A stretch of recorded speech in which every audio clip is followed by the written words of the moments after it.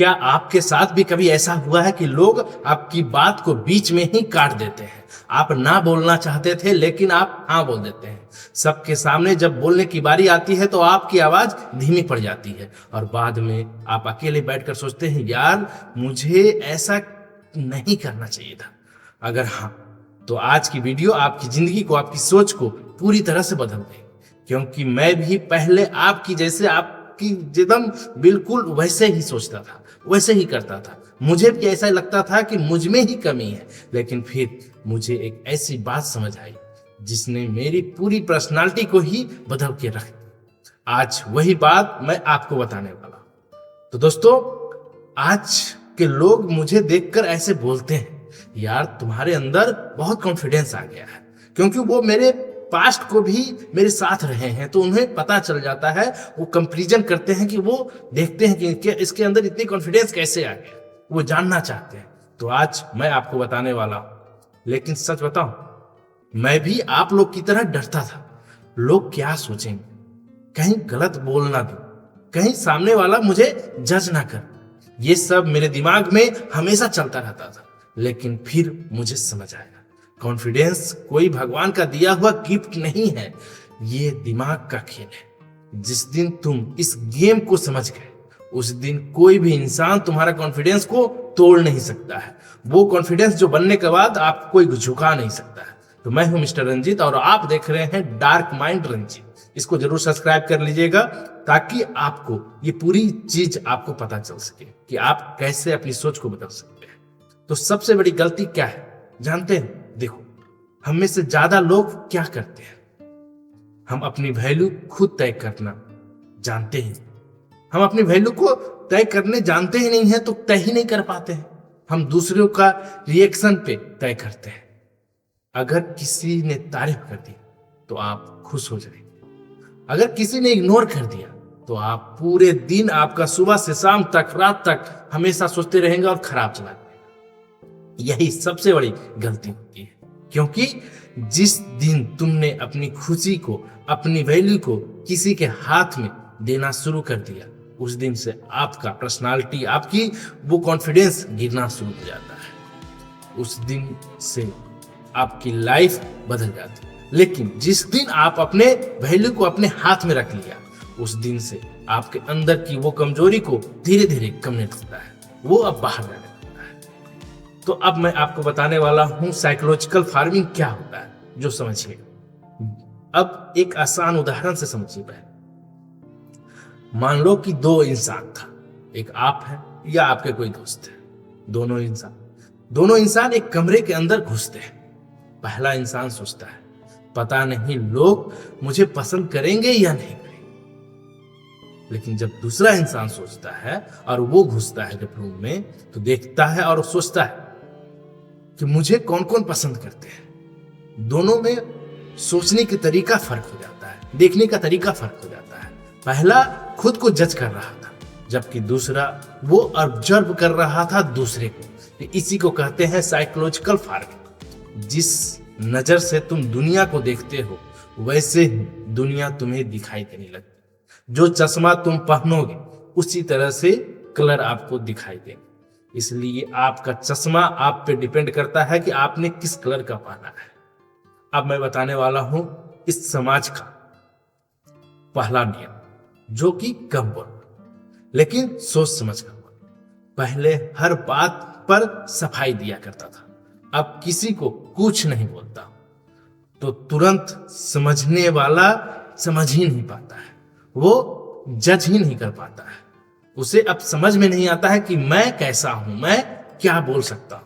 लेकिन बाद में समझ आया कि तुरंत बोलने के बाद जो इंसान हर बात पर खुद को साबित करने में लगा रहता है, लोग उसी का सबसे ज्यादा शक करते हैं। अब मैं क्या बताऊं, जरूरत हो तभी बोल, अगर नहीं जरूरत है तो वहां प्रवचन देने की जरूरत नहीं है। आप बहुत ज्यादा बक बक बक बक करोगे तो आपकी सब कुछ खत्म हो जाएगी, आपकी कॉन्फिडेंस खत्म हो जाएगी। इसलिए अगर बहुत ज्यादा दिक्कत हो रही है तो मुस्कुराकर आगे बढ़ जाओ।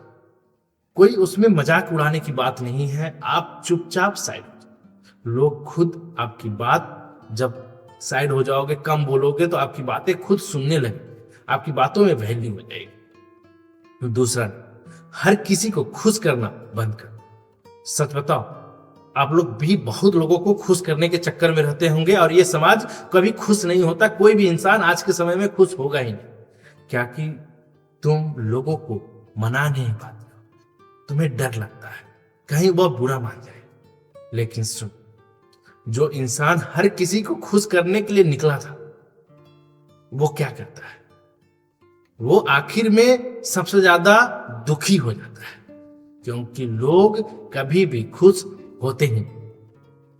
तो आज ये नियम बना लो कि अगर किसी से मुझे नुकसान है तो मैं बस साफ सुथरा अपना क्लियर कट रखूंगा और मना करूंगा। यकीन मान, लोग नाराज कम, इज्जत ज्यादा करें, क्योंकि तुम्हारी वैल्यू दिखेगी। अब हर जगह अवेलेबल 24/7 अवेलेबल नहीं। हर किसी के लिए अपने टाइम को बर्बाद करके किसी को अपना टाइम को दे रहे हैं, लेकिन वो वैल्यू नहीं समझ रहा है। उस समय उसे समझ। नियम नंबर 3, चलने का तरीका। तुम सोचते हुए चलते हो। तुम ऐसा लगता होगा कि अब सोच रहे हो कि हम क्या बोल रहे हैं, इससे क्या फर्क पड़ेगा, चलने से क्या फर्क पड़ता है दिमाग का? तो भाई फर्क पड़ता है, बहुत ही छोटा सा है, लेकिन बहुत इंपॉर्टेंट है। क्योंकि जब तुम झुक कर चलते हो, या धीरे बोलते हो, या बार बार नीचे देखकर चलते हो, तो तुम्हारा दिमाग खुद ही अपने आप में मान लेता है कि तुम कमजोर हो।